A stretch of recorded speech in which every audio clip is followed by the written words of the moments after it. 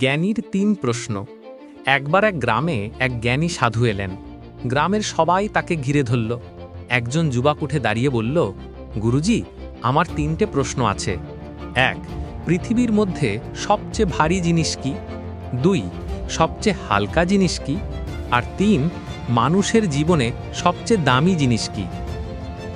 সবাই নিঃশব্দ হয়ে সাধুর উত্তরের অপেক্ষা করতে লাগল।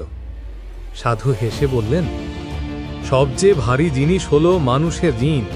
তুমি যদি কারো কাছে উপকার পাও আর শোধ না করো, সেই বোঝা হৃদয়ে চেপে বসে পাহাড়ের মতো ভারী হয়। সবচেয়ে হালকা জিনিস হলো মিথ্যা কথা।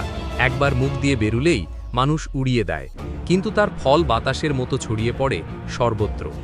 আর মানুষের জীবনে সবচেয়ে দামি জিনিস হলো সময়, যে একবার চলে যায় তাকে ফেরানো যায় না। ধনরত্ন ফেরত পাওয়া যায়, কিন্তু সময় নয়। সবাই স্তব্ধ হয়ে গেল।